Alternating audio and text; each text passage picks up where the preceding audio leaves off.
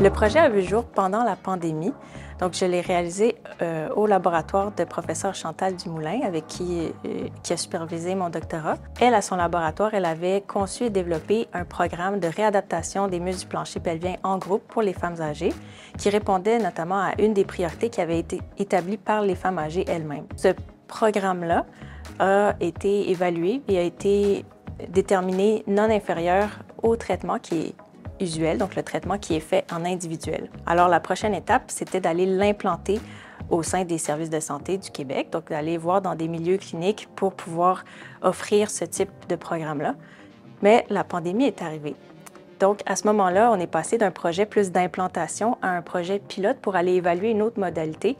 On est allé regarder du côté de la téléréadaptation pour offrir ces soins-là à distance. On gardait le volet de groupe, on gardait la classe d'exercice telle qu'elle était conçue avec les résultats cliniques qu'on espérait avoir. Et puis, ce qu'on a été testé, c'est vraiment de voir si le groupe fonctionnait encore à distance, est-ce qu'on obtenait des résultats cliniques qui étaient intéressants.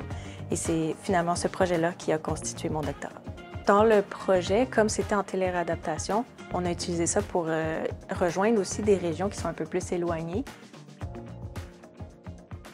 Pour l'activité, on va venir faire un pas vers l'avant, toucher les orteils et se replacer vers l'avant et on se replace quand la flèche qui indique de faire le pas arrive à la ligne du haut. Même chose sur le côté, on vient toucher les orteils et on se replace. Donc, ce qui était intéressant, c'est qu'on essayait d'évaluer les femmes dans leur région. Donc, on s'assurait de trouver une clinique la plus proche de chez elles, mais parfois c'était quand même un peu éloigné.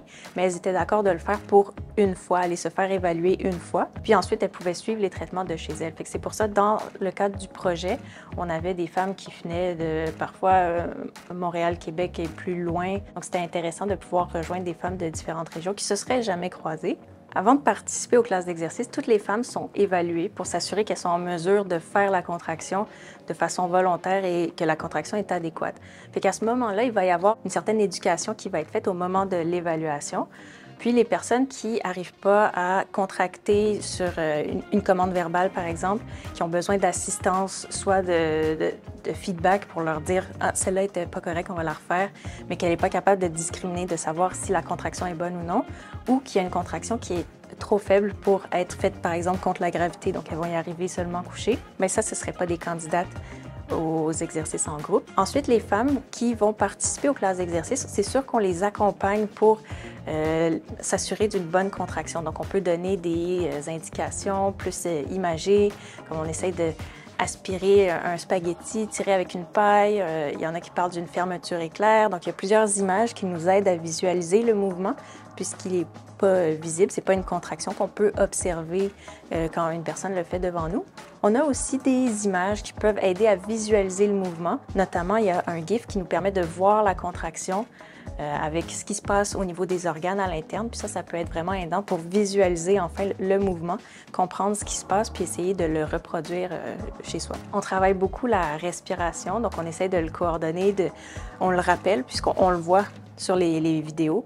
Les femmes qui contractent leur plancher pelvien avec leurs épaules ou qui arrêtent de respirer. Donc ça, on essaie de le rappeler. En téléréadaptation, l'enjeu, l'inquiétude qu'on avait, c'est que le format de groupe soit moins soudé, que le groupe soit plus difficile à rapprocher. Ce qui a eu quand même un autre effet avec le format de téléréadaptation, c'est la relation thérapeutique avec la physiothérapeute.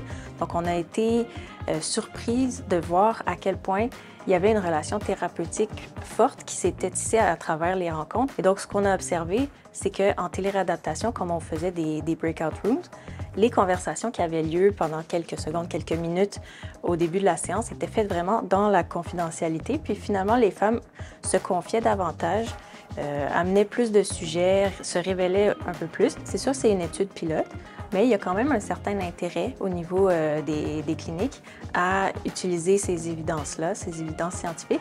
Donc peut-être que finalement, l'étude d'implantation pourrait inclure un volet ou un groupe qui est plus en téléréadaptation, puisqu'il y a un intérêt. Ça pourrait être intéressant de l'évaluer de façon objective avec des outils de cette façon-là. Puis ce qui est intéressant aussi, c'est qu'il y a certains appareils qui pourraient aller encore plus loin.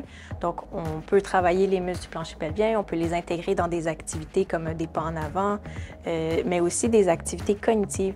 Donc, c'est un des projets qui est en cours au laboratoire, c'est aussi d'évaluer cette fonction exécutive-là, de faire deux choses en même temps, une tâche cognitive et une tâche motrice avec les muscles du plancher pelvien.